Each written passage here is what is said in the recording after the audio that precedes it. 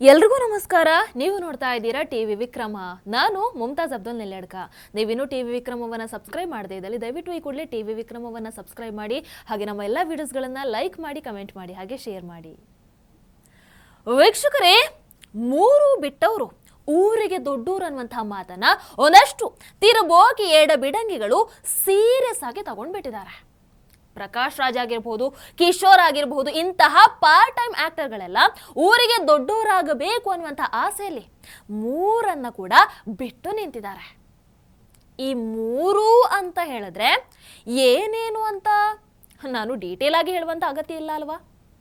So ಈ ಲಿಸ್ಟಿಗೆ latest ಆಗಿ ಅಧಿಕೃತವಾಗಿ ಸೇರ್ಪಡೆಗೊಂಡಿರುವಂಥದ್ದು ಗಂಗರಾಜು ಅಲಿಯಾಸ್ ಮಾಗಡಿ ರೋಡ್ ಪೋಲಿ alias, Mamsalekha alias Himsalekha alias Kamsalekha alias last but not the least Hamsalekha. ಇವರು ಕಳೆದ 1 ವರ್ಷದಿಂದ ಯಾರು ಈ ಗಂಗರಾಜ್ ಅವರು ಅಸಹ್ಯದ ಮಾತುಗಳನ್ನ ರಿಪೀಟೆಡ್ ಆಗಿ ಆಡ್ತಾನೆ ಬಂದಿದ್ದಾರೆ. ಆದರೆ ಮಾತನಾಡಿದ ನಂತರ ಜನರ ಕೈಯಲ್ಲಿ ರುಬ್ಬಿಸ್ಕೊಂಡಾದ ಮೇಲೆ ನಾನು ಮಾತನಾಡಿದ್ದು ನಮ್ಮ ಹೆಂಡತಿಗೆ ಸರಿ ಅನ್ನಿಸ್ಲಿಲ್ಲ, ನಮ್ಮ ಮನೆ ಕೆಲಸದವಳಿಗೆ ಸರಿ ಅನ್ನಿಸ್ಲಿಲ್ಲ, ನಾನು ಪಬ್ಲಿಕಲ್ಲಿ ಆ ಮಾತನ್ನ ಆಡಬಾರ್ದಾಗಿತ್ತು, ನನ್ನನ್ನು ಕ್ಷಮಿಸಿ ಬಿಡಿ ಅಂತ ಇನ್ನಷ್ಟು ಅಸಹ್ಯವಾಗಿ ಮಾತನಾಡಿ ಮೊದಲನೇದಾಗಿ ಎರಡನೆಯದಾಗಿ ಅಂತ ಕ್ಷಮೆ ಮೇಲೆ ಕ್ಷಮೆಯನ್ನು ಕೇಳ್ತಾನೇ ಇದ್ರು. ಆದರೆ ಈಗ ಈ ಮನುಷ್ಯ ಪೂರ್ತಿಯಾಗಿ ಫೀಲ್ಡಿಗೆ ಇಳಿದು ಬಿಟ್ಟಿದ್ದಾರೆ. ಇನ್ನು ಜನ ಎಷ್ಟೇ ಉಗಿಲಿ, ಎಷ್ಟೇ ಬೈಲಿ, ಎಷ್ಟೇ ಕ್ಯಾಕರಿಸ್ಲಿ, ನಾನಂತೂ ಕ್ಷಮೆನೇ ಕೇಳೋದಿಲ್ಲ. ಎಷ್ಟು ಸಲ ಅಂತ ತಪ್ಪು ಮಾಡ್ತಾನೆ ಇರೋದು, ಎಷ್ಟು ಸಲ ಅಂತ ಕ್ಷಮೆ ಕೇಳ್ತಾನೆ ಇರೋದು. ಇನ್ನು ಮೇಲೆ ತಪ್ಪು ಮಾಡೋಣ, ಆದರೆ ಕ್ಷಮೆ ಎಲ್ಲ ಕೇಳೋದು ಬೇಡ. ಉಗಿದ್ರೆ ಕರ್ಚಿಫ್ ತಗೊಂಡು ಒರೆಸ್ಕೊಂಡು ಬಿಡೋಣ, ಆಮೇಲೆ ಕಾಸು ಜೇಬಿಗೆ ಇಳಿಸ್ಕೊಳ್ಳೋಣ. ಇದು ಹಂಸಲೇಖ್ ಅವರ ದಿ ಲೇಟೆಸ್ಟ್ ಪ್ರಿನ್ಸಿಪಲ್. ತಪ್ಪು ಮಾಡೋದು ಸಹಜ ಕಣೋ, ಕ್ಯಾಕರಿಸಿ ಉಗಿಸ್ಕೊಳ್ಳೋದೇ ಜೀವನ ಕಣೋ ಅಂತ ಬಹುಶಃ ಹಂಸಲೇಖ್ ಅವರು ಒಂದು ಹೊಸ ಹಾಡನ್ನು ಬರೀಬಹುದು ಏನೋ ಅಲ್ವಾ? ವೀಕ್ಷಕರೇ, ಸಿನಿಮಾ ರಂಗದಲ್ಲಿ ಈ ಜೀವಿಗೆ ಯಾರು ಕೂಡ ಅವಕಾಶವನ್ನು ಕೊಡ್ತಾ ಇಲ್ಲ. ಯಾಕೆ ಅಂತ ಹೇಳಿದ್ರೆ ಇವತ್ತಿನ ಸಿನಿಮಾಗೆ ಹಂಸಲೇಖ್ ಅವರು ಕಂಪ್ಲೀಟ್ಲಿ ಔಟ್ಡೇಟೆಡ್ ಆಗಿದ್ದಾರೆ. ಅದೇ ರೀತಿ ಅವಕಾಶ ಸಿಕ್ಕರೆ ಇವರು ಕೊಡುವಂತಹ ಸಂಗೀತ, ಸಾಹಿತ್ಯ ಇವೆಲ್ಲವೂ ಕೂಡ ಚೋರ್ ಬಜಾರ್ ಮಾಲ್ಗಳೇ. ಪಾಪ ವಯಸ್ಸಾಗಿದೆ, ಆರೋಗ್ಯ ಬೇರೆ ಸರಿ ಇಲ್ಲ, ಇನ್ನೊಂದು ಕಾಲದಲ್ಲಿ ನಮಗೆ ಗುನುಗೋದಕ್ಕೆ ಹಾಡನ್ನು ಕೊಟ್ಟವರು ಅನ್ನುವಂತಹ ಔದಾರ್ಯದಿಂದ ಕರ್ನಾಟಕದ ಜನ ಸಾಕಷ್ಟು ಸಹಿಸ್ಕೊಂಡ್ರು ಈ ಹಂಸಲೇಖ ಅವರನ್ನ. ಆದರೆ ಅದನ್ನೇ ಅಡ್ವಾಂಟೇಜ್ ಆಗಿ ತಗೊಂಡಂತ ಹಂಸಲೇಖ ಅವರು ತಮ್ಮ ಉಡಾಫೆ, ತಮ್ಮ ಜಾತಿ ರೋಗ, ತಮ್ಮ ಹರುಕು ಬಾಯಿ ಇವೆಲ್ಲವನ್ನ ಲಾಭಕ್ಕೆ ಬಳಸ್ಕೊಳ್ಳೋದಕ್ಕೆ ಶುರು ಮಾಡೇ ಬಿಟ್ರು ನೋಡಿ. ಅಗತ್ಯ ಇಲ್ಲದೆ ಇರುವಂತಹ ಜಾಗದಲ್ಲೂ ಕೂಡ ಬ್ರಾಹ್ಮಣರನ್ನ ಬೈಯೋದಕ್ಕೆ, ಅವರನ್ನ ಹೀಯಾಳಿಸೋದಕ್ಕೆ ಶುರು ಮಾಡ್ಕೊಂಡ್ಬಿಟ್ರು. ಕೀರ್ತಿಶೇಷರಾಗಿರುವಂತಹ ಪೇಜಾವರ ಸ್ವಾಮೀಜಿಗಳ ಬಗ್ಗೆ ನೀಚತನದ ಮಾತುಗಳನ್ನಾಡಿದಾಗ ಇವರ ಕ್ಷಮೆಗೆ ಮರುಳಾಗಿ ಕನ್ನಡ ಜನತೆ ತಪ್ಪು ಮಾಡಿಬಿಟ್ರು. ಪೇಜಾವರ ಸ್ವಾಮಿಗಳು ದಲಿತರ ಮನೆ ವಾಸ ಮಾಡಕ್ಕೆ ಹೋಗಿದ್ದಾರೆ ಅಂತ ಒಂದು ಸ್ಟೇಟ್ಮೆಂಟ್ ಬಂದಿದೆ. ನಿಜ ಅಲ್ವಾ? ದಲಿತರ ಮನೆಯಲ್ಲಿ ಹೋಗಿ ಕೂತಿದ್ದಾರೆ, ಕೂತ್ಕೊಳ್ಳೋಕ್ಕಾಗತ್ತಷ್ಟೇ. ಅವ್ರು ಕೋಳಿ ಕೊಟ್ಟರೆ ತಿನ್ನಕ್ಕಾಗಲ್ಲ. ಕೋಳಿ ಬೇಡ, ಹುರಿದು ರಕ್ತನ ಫ್ರೈ ಮಾಡಿ ಕೊಟ್ಟರೆ ತಿಂತಾರ. ಕ್ಷಮೆ ಇರಲಿ. ಎರಡನೇದಾಗಿಯೂ ಕ್ಷಮೆ ಇರಲಿ. ನನಗೆ ಗೊತ್ತಿದೆ, ಎಲ್ಲ ಮಾತುಗಳು ವೇದಿಕೆಗಲ್ಲ, ತಪ್ಪು. ಅಲ್ಲಿ ಒಂದು ಪ್ರಶಸ್ತಿ ಪುರಸ್ಕಾರ ಸಭೆ, ಅದು ಅಲ್ಲಿ ನುಡಿದರೆ ಮುತ್ತಿನ ಹಾರದಂತಿರಬೇಕು ಅನ್ನೋದು ಇರಬೇಕಿತ್ತು. ನಾನು ಹಾಗೆ ಅಲಂಕರಿಸಬೇಕಿತ್ತು, ತಪ್ಪು. ನಾನು ಅಲ್ಲಿ ಆಡಿದ ಕೆಲವು ಮಾತುಗಳು ನನ್ನ ಹೆಂಡತಿಗೆ ಇಡಿಸಲಿಲ್ಲ, ಆಕೆ ಪ್ರತಿಭಟಿಸಲು, ಆಕೆಯ ಕ್ಷಮೆ ಕೂಡ ಕೋರಿದ್ದೇನೆ. ಆನಂತರ ಕಡಿಮೆ ಸಂಖ್ಯೆಯಲ್ಲಿರುವಂತಹ ಜೈನ ಸಮುದಾಯವನ್ನ ಹೀಯಾಳಿಸಿ ಬುಲ್ಶಿಟ್ ಅಂತ ಹೇಳಿದಾಗ ಮತ್ತೊಂದು ಕಾಟಾಚಾರದ ಕ್ಷಮೆಯನ್ನ ಬಿಸಾಕಿ ಬಚಾವಾಗಬಿಟ್ರು. ಮಹನೀಯರೇ, ದಯಮಾಡಿ ಕ್ಷಮಿಸಿ. ನಾನು ಯಾವತ್ತೂ ಅದರ ವಿರುದ್ಧ ಮಾತಾಡಬೇಕು ಅಂತ ಯೋಚನೆ ಮಾಡಿದವನಲ್ಲ, ಮತ್ತೆ ಆ ಪದವನ್ನು ಬಳಸಬೇಕು ಅಂತ ಕೂಡ ನಾನು ಅನ್ಕೊಳ್ಳಿಲ್ಲ. ಅಲ್ಲಿ ವಾತಾವರಣದಲ್ಲಿ ತುಂಬಾ ಒತ್ತಡಗಳಿಂದ ನನ್ನನ್ನು ಎಳೆದಾಡ್ತಿದ್ರು. ನಾನೇನು ಅವ್ರ ಗದರಕ್ಕೆ ಹೋಗಿ ಆಮೇಲೆ ಈ ಕಡೆ ಬಂದೆ. ಹಾಗಾಗಿ ಆ ಭವಾವಳಿ ವಿಷಯ ಮಾತಾಡುವಾಗ ಆ ಮಾತು ಅಲ್ಲಿ ಬಂದಿದ್ದು ತಪ್ಪಾಯಿತು. ದಯವಿಟ್ಟು ಇನ್ಯಾವತ್ತು ಆ ರೀತಿಯ ತಪ್ಪುಗಳನ್ನು ಮಾಡಲ್ಲ. ಆಮೇಲೆ ನಾನು ಪಂಪನ ದಾಸಾನುದಾಸ, ಕನ್ನಡವನ್ನ ಕಟ್ಟಿದ ಆ ಮಹಾನ್ ವ್ಯಕ್ತಿಯ ಸೇವೆಗೆ ನಿಂತಿರುವ ನಾನು. ಅದರಿಂದ ಇದನ್ನು ದಯಮಾಡಿ ಬೆಳೆಸಬೇಡಿ. ನಾನು ಇನ್ನು ಯಾವ ರೀತಿ ಕ್ಷಮೆ ಕೇಳಬೇಕು, ನಾನು ಹೇಳಬೇಕಾದನ್ನ ಸ್ವಲ್ಪ ವಿವರವಾಗಿ ಒಂದು ಪತ್ರದಲ್ಲಿ ಬರೆದು ಪೋಸ್ಟ್ ಮಾಡಿದ್ದೀನಿ. ಅದೇ ನನ್ನ ವಾಯ್ಸ್ ಅಂತ ತಿಳ್ಕೊಂಡು ದಯವಿಟ್ಟು ಈ ವಿಷಯವನ್ನ ಇಲ್ಲಿಗೆ ಮುಕ್ತಾಯ ಮಾಡಿ. ನಮಸ್ಕಾರ. ಹಂಸಲೇಖ ಅವರಿಗೆ ಕ್ಲಿಯರ್ ಆಗಿ ಆಮೇಲೆ ಗೊತ್ತಾಗ್ಬಿಡ್ತು ನೋಡಿ, ಈ ಬ್ರಾಹ್ಮಣರು ಜೈನರು ಇವರೆಲ್ಲರನ್ನ ಎದುರು ಹಾಕೊಂಡಷ್ಟು ಕೂಡ ನನಗೆ ಲಾಭನೇ ಅಂತ. ಎಲ್ಲದಕ್ಕಿಂತ ಹೆಚ್ಚಾಗಿ ಹಿಂದೂ ಧರ್ಮದಲ್ಲಿ ಹೇಗೂ ಒಗ್ಗಟ್ಟಿಲ್ಲ, ಸೊ ಜಾತಿ ಹೆಸರಲ್ಲಿ ವಿಷ ಬೀಜವನ್ನ ಬಿತ್ತಿದ್ರೆ ತನಗೆ ಲಾಭ ಇದೆ ಅನ್ನುವಂಥದ್ದನ್ನ ಅವ್ರು ಕಂಡುಕೊಂಡು ಬಿಟ್ರು. ಸಿನಿಮಾ ಇಂಡಸ್ಟ್ರಿಯಲ್ಲಿ ನನ್ನ ಜಮಾನ ಮುಗಿದು ಬಿಟ್ಟಿದೆ. ಇನ್ನು ಏನಾದ್ರೂ ಗಳಿಸೋದಾದ್ರೆ ಅದನ್ನ ಫುಲ್ ಟೈಮ್ ರಾಜಕೀಯ ಮಾಡೇ ಗಳಿಸಬೇಕು, ಅಥವಾ ಯಾವುದಾದ್ರೂ ರಾಜಕೀಯ ಪಕ್ಷಕ್ಕೆ ಬಕೆಟ್ ಅನ್ನ ಹಿಡದೇ ಸಾಧಿಸಬೇಕು ಅನ್ನುವಂಥದ್ದನ್ನ ಹಂಸಲೇಖ ಅವರು ಅರ್ಥ ಮಾಡ್ಕೊಂಡು ಬಿಟ್ರು.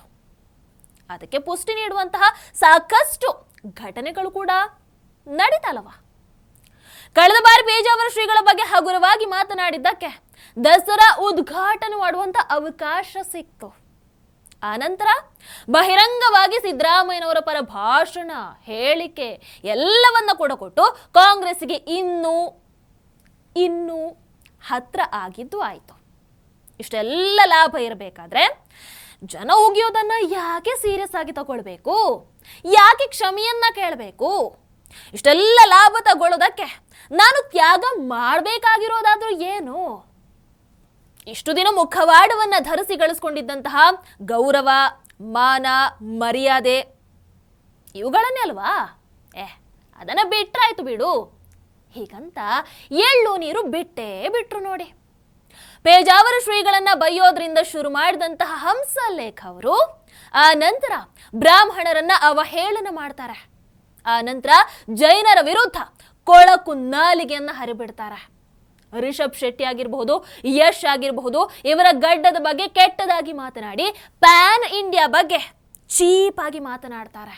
ಕನ್ನಡದ ಸೂಪರ್ ಸ್ಟಾರ್ಗಳಿಗೆ ಕನ್ನಡದ ಬೇರುಗಳು ಕಟ್ಟಾಗ್ಬಿಟ್ಟಿದೆ.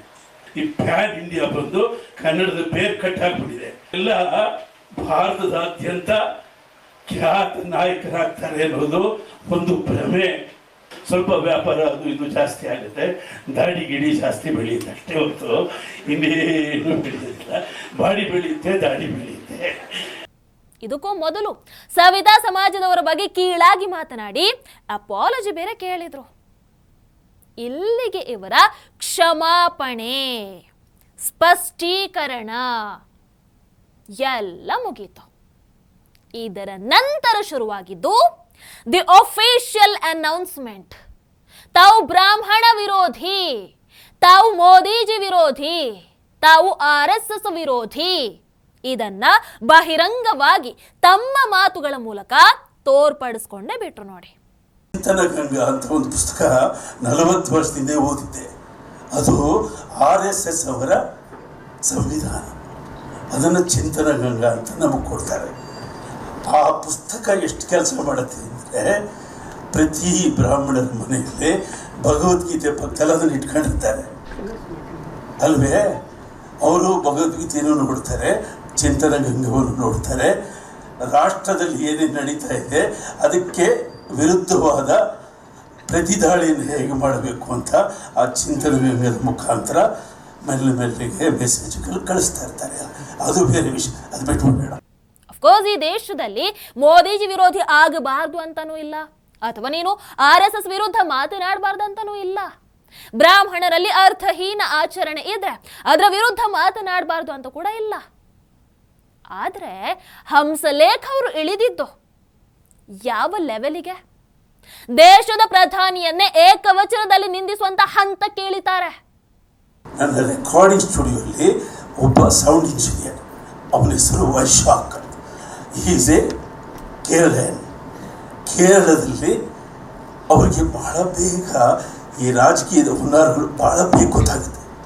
ನಾನು ಅವನ ಜೊತೆ ಕೂತ್ಕೊಂಡು, ಉಷಾ ನಿನ್ನೆ ನೋಡ್ದ ಪ್ರಧಾನಮಂತ್ರಿ ಸಂಸತ್ ಭವನಕ್ಕೆ ಮುಟ್ಟಿ ನಮಸ್ಕಾರ ಮಾಡಿದ. ಅವರು ತಕ್ಷಣ ಇನ್ನೊಂದ ಇಟ್ಸ್ ಎ ಡ್ರಾಮಾ ಅಂತ, ಇಟ್ಸ್ ಎ ಡ್ರಾಮಾ ಅಂತ. ಅಂದರೆ ಅಷ್ಟು ಸೂಕ್ಷ್ಮವಾಗಿದ್ದಾರೆ. ಮೊನ್ನೆ ಫೋನ್ ಮಾಡ್ದ, ಸಂಸತ್ ಭವನಕ್ಕೆ ಯಾವಾಗ ನಮಸ್ಕಾರ ಮಾಡ್ದ, ಹೌದಾ? ಆಮೇಲೆ ಏನು ಮಾಡ್ದ ಅಂತ ಸಂಸತ್ತನ್ನೇ ಬದಲಾಯಿಸ್ಬಿಟ್ಟ. ಈಗ ಸಂವಿಧಾನಕ್ಕೆ ನಮಸ್ಕಾರ ಮಾಡವನೇ. ತಿಳ್ಕೋ, ಸಂವಿಧಾನ ಚೇಂಜ್ ಆಗುತ್ತೆ. ಕೇರಳರು ಎಷ್ಟು ಸ್ಮಾರ್ಟ್ ಆಗಿದ್ದಾರೆ, ಫಾಲೋ ಮಾಡಿ ನನಗೆ ಫೋನ್ ಮಾಡಿ ಅಲ್ಲ. ಕನ್ನಡಿಗರು ಮಂದಬುದ್ಧಿಯವರು, ಕೇರಳದವರು ಚುರುಕು. ಹೀಗಂತ ಕನ್ನಡದವರನ್ನ ಅವಹೇಳನ ಮಾಡಿದಂತ ಹಂಸಲೇಖ ಅದೇ ಭಾಷಣದಲ್ಲಿ ಮೋದಿಜಿಯವರನ್ನ ಏಕವಚನದಲ್ಲಿ ಹೀಯಾಳಿಸ್ತಾರೆ. RSS ಬಗ್ಗೆ ಸುಳ್ಳು ಬಿತ್ತುತ್ತಾರೆ. ಇಲ್ಲಿ ವಿಶೇಷತೆ ಏನು ಅಂತ ಹೇಳಿದ್ರೆ, ಈ ಯಾವ ಮಾತಿಗೂ ಕೂಡ ಹಂಸಲೇಖ ಅವರು ಕ್ಷಮೆಯನ್ನ ಕೇಳಲಿಲ್ಲ. ದಟ್ ಮೀನ್ಸ್ ಇಲ್ಲಿಂದ ಈ ವ್ಯಕ್ತಿ ಅಧಿಕೃತವಾಗಿ ತನ್ನ ಅಜೆಂಡಾ ಮತ್ತು ತನ್ನ ನಿಲುವು ಏನು ಅನ್ನುವಂಥದ್ದನ್ನ ಘೋಷಣೆ ಮಾಡಿಕೊಂಡಿದ್ದಾರೆ. ಇನ್ನು ಮುಂದೆ ಮೋದಿಜಿಯನ್ನ, RSS ಅನ್ನ, ಬ್ರಾಹ್ಮಣರನ್ನ, ಹಿಂದೂ ಸಮುದಾಯದ ಒಂದಷ್ಟು ಜಾತಿಗಳನ್ನ ನಿಂದಿಸುವಂಥದ್ದೇ ನನ್ನ ಫುಲ್ ಟೈಮ್ ಜಾಬ್ ಅಂತ ಆ ಮೂಲಕ ಅನೌನ್ಸ್ ಮಾಡಿ ಆಯಿತು. ಹೌದಲ್ವೋ? ವೀಕ್ಷಕರೇ, ಇವೆಲ್ಲವನ್ನ ಸಹಿಸಿಕೊಂಡು ಇರಬೇಕಾ? ಸುಮ್ಮನೆ ಕೂರ್ಬೇಕಾ? ಜಾಣನಿಗೆ ಮಾತಿನ ಪೆಟ್ಟು, ದಡ್ಡನಿಗೆ ಬಡಿಗೆ ಪೆಟ್ಟು ಅಂತ ಹೇಳ್ತಾರೆ. ಈ ಹಂಸಲೇಖ ಅವರಿಗೆ ಯಾವ ರೀತಿಯಾದಂತಹ ಪೆಟ್ಟನ್ನು ಕೊಡಬೇಕು ಅಂತ ಈಗ ಜನರೇ ನಿರ್ಧಾರ ಮಾಡಿದ್ದಾರೆ. ಈ ವ್ಯಕ್ತಿಗೆ ಸದ್ಯಕ್ಕೆ ಸಿಗ್ತಾ ಇರುವಂತಹ ರೆಕಾಗ್ನಿಷನ್ ಮತ್ತು ಹಣದ ಮೂಲ ಯಾವ್ದು ಹೇಳಿ? ಜೀ ಕನ್ನಡದಲ್ಲಿ ಪ್ರಸಾರ ಆಗ್ತಾ ಇರುವಂತಹ ಸರಿಗಮಪ ಅನ್ನುವಂತಹ ರಿಯಾಲಿಟಿ ಶೋ, ಹೌದಲ್ವಾ? ಅಲ್ಲಿ ಇವರನ್ನ ಮಹಾಗುರು ಅಂತ ವಿಶೇಷ ಗೌರವವನ್ನು ಕೊಟ್ಟು ಉಪಚಾರ, ಬಿಲ್ಡಪ್ ಎಲ್ಲವನ್ನು ಕೂಡ ನೀಡಲಾಗತ್ತೆ. ಅಲ್ಲಿ ಕೂಡ ಈ ವ್ಯಕ್ತಿ ನಡೆಸುವಂಥದ್ದು ಮತ್ತೆ ಅದೇ ಜಾತಿವಾದವನ್ನ. ಧ್ವನಿಯೇ ಬಿದ್ದೋಗಿದ್ರು ಕೂಡ ಆ ನಡುಗೋ ಧ್ವನಿಯಲ್ಲೇ ಅಸಹ್ಯದ ಮಾತುಗಳನ್ನು ಆಡ್ತಾರೆ. ಸೊ ಇವರಿಗೆ ಪೆಟ್ಟು ಬೀಳಬೇಕು ಅಂತ ಹೇಳಿದ್ರೆ ಈ ಶೋನಿಂದ ಹೊರದಬ್ಬೋ ಥರ ಮಾಡಬೇಕು.